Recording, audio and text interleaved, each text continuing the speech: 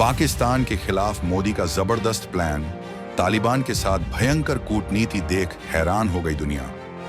अफगानिस्तान की धरती पर अब दिखेगा हिंदुस्तान का दम, काबुल में लहराया भारतीय मदद का परचम। जो काम सुपर पावर अमेरिका और चीन नहीं कर पाए, वो मोदी सरकार ने चुटकी बजाते ही कर दिखाया। कैंसर की दवा से लेकर सीटी स्कैनर तक भारत ने खोल दिया काबुल के लिए अपना दिल और खजाना। इस्लामाबाद में मातम और काबुल में जश्न, भारत की एक चाल से बदल गया एशिया का पूरा नक्शा। एशिया की सियासत में इस वक्त जो भूचाल आया है, उसने पाकिस्तान की नींव हिलाकर रख दी है। काबुल से लेकर नई दिल्ली तक एक ऐसी खिचड़ी पकी है जिसकी खुशबू से इस्लामाबाद का दम घुटने लगा है। कल तक जिस तालिबान को दुनिया अछूत मान रही थी, आज उसी तालिबान के मंत्री भारत की राजधानी में रेड कारपेट पर चल रहे हैं। ये महज एक दौरा नहीं है, बल्कि दक्षिण एशिया के शतरंज की बिसात पर भारत की वो चाल है जिसने पाकिस्तान को चेकमेट कर दिया है। जब पूरी दुनिया अफगानिस्तान से मुंह मोड़कर बैठी थी, तब भारत ने एक ऐसा मास्टर स्ट्रोक खेला है कि तालिबान अब भारत का मुरीद हो गया है। 16 से 21 दिसंबर 2025 के बीच नई दिल्ली में जो कुछ घटा, वो इतिहास के पन्नों में सुनहरे अक्षरों में लिखा जाएगा। एक तरफ पाकिस्तान अपनी सीमाओं पर तालिबान से जूझ रहा है, और दूसरी तरफ वही तालिबान भारत की गोद में बैठकर अपनी सेहत सुधारने की बातें कर रहा है। आखिर भारत ने ऐसा कौन सा जादुई चिराग घिस दिया है कि काबुल के शेर अब दिल्ली के इशारों को समझने लगे हैं? हम आपको बताएंगे इस धमाकेदार कूटनीतिक जीत की पूरी कहानी, तो बने रहिएगा वीडियो पर।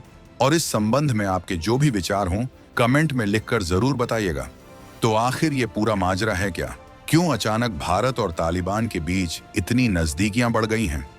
चलिए इस गहरी दोस्ती और पाकिस्तान की बर्बादी की एक एक परत को खोलते हैं। सबसे पहले समझिए उस नजारे को जिसने दुनिया को चौंका दिया। तालिबान के स्वास्थ्य मंत्री मौलवी नूर जलाल जालाली, जी हाँ, वही कट्टर छवि वाले नेता, भारत आते हैं और भारत की मेहमान नवाजी का लुत्फ उठाते हैं। ये कोई आम दौरा नहीं था, ये इस बात का सबूत था कि भारत अब पुरानी लकीर का फकीर नहीं रहा। भारत ने यथार्थवाद, रियलिज्म का रास्ता चुना है। जहां पाकिस्तान अपनी ही रची साजिशों में फंसकर अफगानिस्तान से दुश्मनी मोल ले बैठा है, वहीं भारत ने मानवता का कार्ड खेलकर अफगानिस्तान के दिल में सीधी एंट्री मार ली है। ये दौरा सिर्फ हाथ मिलाने और फोटो खिंचवाने तक सीमित नहीं था, बल्कि इसके पीछे एक बहुत बड़ी स्ट्रेटजी काम कर रही थी। यहाँ सवाल यह उठता है कि क्या भारत ने तालिबान को साधा कर पाकिस्तान को उसी के पिछवाड़े में घेर लिया है? क्या काबुल में अब सिर्फ मेड इन इंडिया का सिक्का चलेगा? आखिर भारत ने स्वास्थ्य के नाम पर ऐसा कौन सा ब्रह्मास्त्र काबुल को सौंप दिया है जिससे चीन भी जल भुन गया है? और सबसे बड़ा सवाल, क्या यह भारत की कूटनीति का नया अध्याय है जहां दुश्मन का दुश्मन अब हमारा सबसे पक्का दोस्त बन गया है? इन सारे सवालों के जवाब हम आपको इस वीडियो में आगे देने वाले हैं। कहानी में सबसे बड़ा मोड़ तब आया जब भारत ने काबुल के लिए अपने खजाने का मुंह खोल दिया।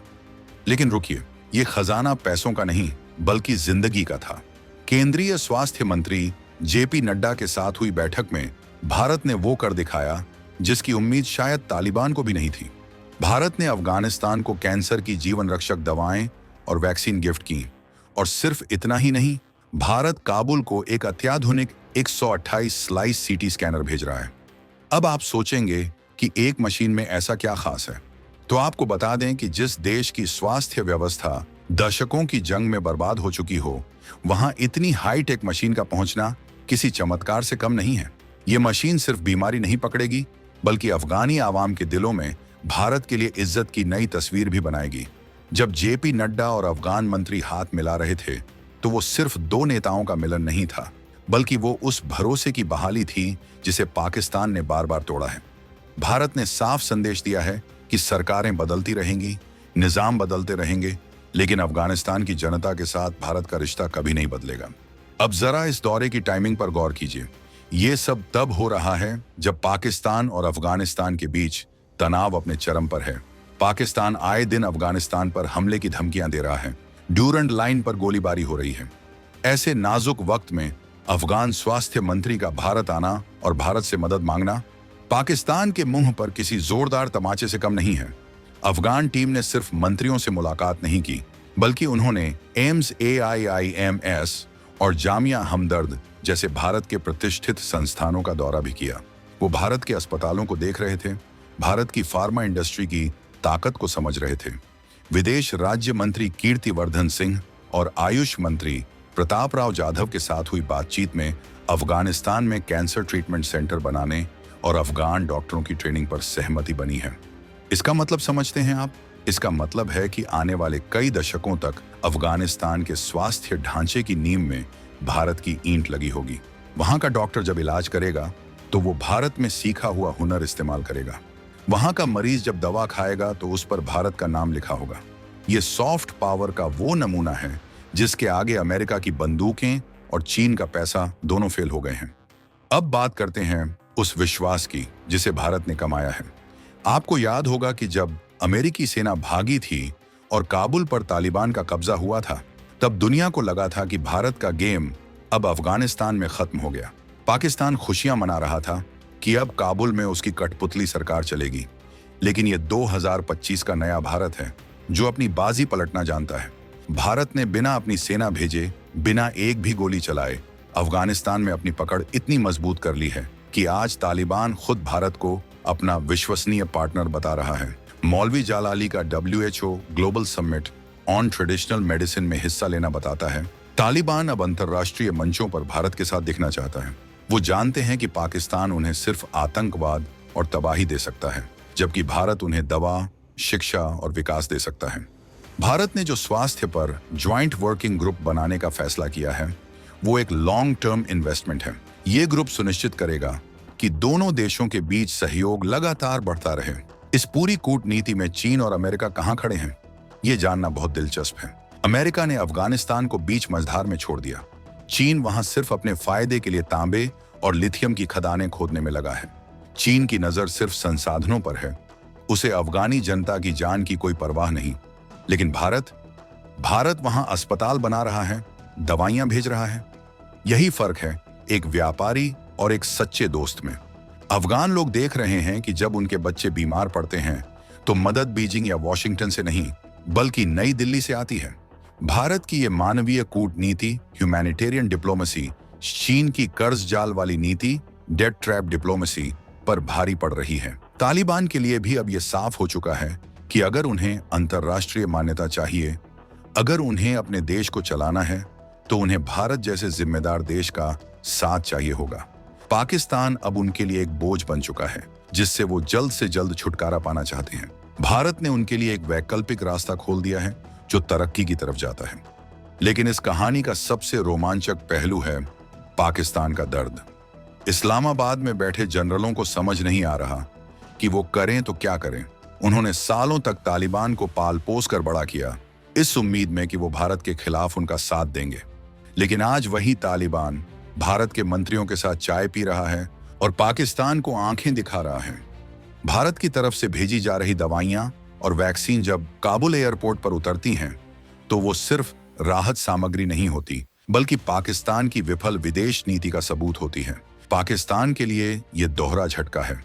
एक तरफ उनकी पश्चिमी सीमा सुरक्षित नहीं रही और दूसरी तरफ उनका सबसे बड़ा दुश्मन भारत उनके ही बैकयार्ड में जाकर बैठ गया है। भारत ने बड़ी चालाकी से पाकिस्तान को बाईपास कर दिया है। अब अफगानिस्तान को भारत से जुड़ने के लिए पाकिस्तान के रास्ते की जरूरत नहीं है, क्योंकि दिलों का रास्ता अब सीधा जुड़ चुका है। भारत की इस रणनीति का असर जमीन पर दिखना शुरू हो गया है।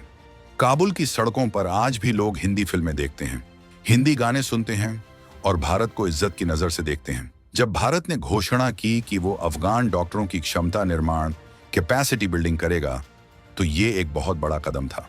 इसका मतलब है कि भारत अफगानिस्तान के ब्रेन को ट्रेन करेगा। ये डॉक्टर जब वापस जाएंगे तो वो भारत के ब्रांड एम्बेसडर बनकर काम करेंगे। भारत की फार्मा कंपनियों के लिए भी ये एक सुनहरा मौका है। अफगान टीम ने भारत के फार्मा सेक्टर में सहयोग के अवसर तलाशे हैं। इसका मतलब है कि आने वाले समय में अफगानिस्तान का पूरा दवा बाजार भारतीय कंपनियों के लिए खुल सकता है। ये आर्थिक और रणनीतिक दोनों लिहाज से भारत की जीत है। तो क्या हम ये मान लें कि भारत ने अफगानिस्तान में अपना पुराना रुतबा पूरी तरह से हासिल कर लिया है? जवाब है हाँ, और शायद उससे भी ज्यादा। पहले की सरकारें वहां थीं, लेकिन तालिबान के साथ भारत का कोई सीधा संपर्क नहीं था। आज स्थिति अलग है। भारत ने व्यावहारिकता दिखाई है। हमने अपनी शर्तों पर तालिबान से बात की और उन्हें ये मानने पर मजबूर कर दिया कि भारत के बिना उनका गुजारा नहीं है। सीटी स्कैनर भेजना, यूनानी मेडिसिन सेंटर का दौरा करना, ये छोटी घटनाएं नहीं हैं। ये बताती हैं कि दोनों देश अब सांस्कृतिक और वैज्ञानिक स्तर पर भी जुड़ रहे हैं। ये रिश्ता अब सिर्फ कूटनीतिक नहीं बल्कि जमीनी हकीकत बन चुका है। भारत ने साबित कर दिया है कि ताकत सिर्फ बंदूक की गोली में नहीं होती बल्कि मदद के लिए बढ़ाए गए हाथ में ज्यादा ताकत होती है। अब ये देखना बहुत दिलचस्प होगा कि पाकिस्तान इस पर क्या प्रतिक्रिया देता है। जाहिर है वो बौखलाएगा, साजिशें रचेगा, लेकिन अब बहुत देर हो चुकी है। काबुल में जो भरोसा भारत ने बनाया है उसे तोड़ना अब नामुमकिन सा लगता है। तालिबान भी समझ चुका है कि पाकिस्तान एक डूबता हुआ जहाज है और उस पर सवार होने का मतलब है खुद को डुबोना। इसलिए उन्होंने भारत की मजबूत कश्ती का सहारा लिया है। भारत ने जो स्वास्थ्य सहयोग का नया अध्याय जोड़ा है वो सिर्फ एक शुरुआत है। आने वाले समय में हम देखेंगे कि कैसे भारत अफगानिस्तान के इंफ्रास्ट्रक्चर, शिक्षा और तकनीक में भी बड़ी भूमिका निभाएगा। तो दोस्तों, आपको क्या लगता है? क्या भारत का तालिबान को यह सपोर्ट देना सही फैसला है? क्या इससे पाकिस्तान पूरी तरह अलग थलग पड़ जाएगा? और क्या भारत की यह गांधीगिरी वाली नीति बंदूकों वाले तालिबान को पूरी तरह बदलने में कामयाब होगी? अपनी राय कमेंट्स में खुलकर बताइए, क्योंकि हम हर कमेंट पढ़ते हैं।